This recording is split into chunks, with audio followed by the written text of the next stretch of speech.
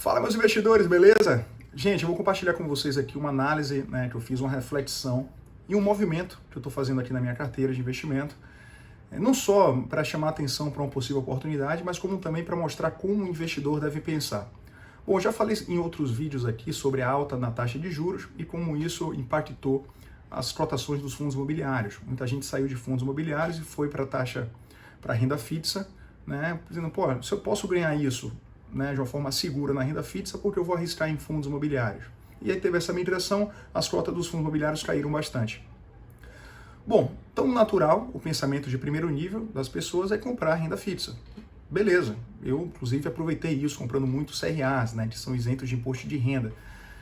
Bom, já falei sobre isso também em outro vídeo. Vamos lá, mas aí vem um pensamento de segundo nível, aquele pensamento que de fato vai te trazer uma oportunidade de uma grande valorização nos seus investimentos.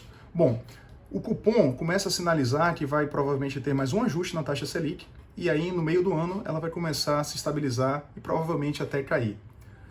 Quando essa taxa de juros começar a cair, pessoal, o que é que vai acontecer com os fundos imobiliários? Um movimento inverso. As pessoas que saíram dos fundos imobiliários e foram para a renda fixa vai começar a sair da renda fixa e ir para os fundos imobiliários. O que é que vai acontecer com a cotação deles? Vai subir. Oferta e demanda. Mais gente querendo, a mesma oferta, o preço vai começar a subir. Então o que acontece, pessoal? Eu estou projetando aqui um aumento nas cotações dos fundos imobiliários, que hoje estão muito depreciados, muito descontados por conta desse movimento de saída. Então tem fundos hoje aí muito bons com 20%, 30% de desconto.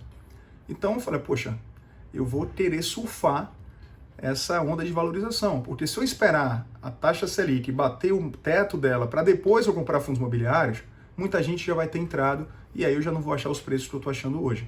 Então, assim, eu abro mão de investir em uma renda fixa que vai me pagar uma taxa de juros bem gordinha, Em compensação, eu estou comprando um ativo que está super descontado e que eu vou ganhar menos, talvez agora, mas daqui a um tempo ele vai se valorizar bastante e eu vou ganhar muito mais do que se eu tivesse colocado na renda fixa. Então, esse é o pensamento de segundo nível, esse é o pensamento que coloca o investidor à frente dos demais, tá? Então vamos lá. Decidido que eu ia fazer uma aquisição de fundo imobiliário, eu pensei, pô, que tipo de fundo eu vou comprar? Olhei para minha carteira e falei, pô, tá faltando um fundo logístico aqui, tá? Um fundo que investe em galpões logísticos. O Brasil é um país que tem muito déficit, de galpões, de infraestrutura, enfim. Então eu decidi por entrar em um fundo, que investe em galpões logísticos.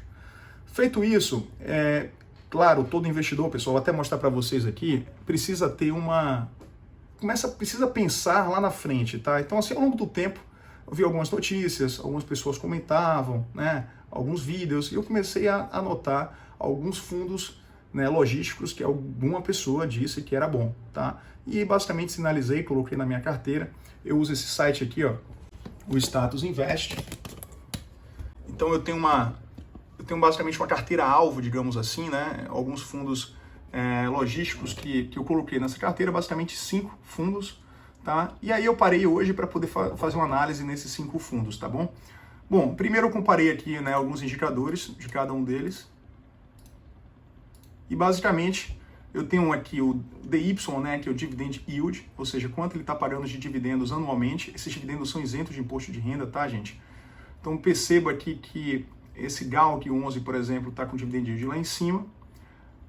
Eu tenho aqui esse também, está com Dividend Yield alto, enfim.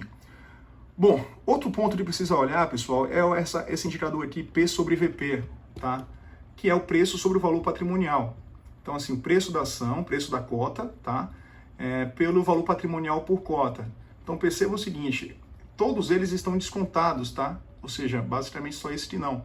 Ou seja, o valor da cota está inferior ao valor patrimonial, ou seja, o fundo está sendo vendido por um valor abaixo aí do que esses ativos valem, está registrado no seu balanço patrimonial. Então, assim, toda vez que o P sobre VP é menor que 1, pode aqui estar trazendo uma oportunidade para a gente. Então, o que acontece? Me chamou a atenção aqui o PATL 11, tá? E esse GALC 11 me chamou pela questão de dividend yield alto, e também por estar bastante descontado. Bom, feito isso, eu fui dar uma olhadinha aqui, o que é esse PAT 11, quais são os imóveis que ele investe, enfim.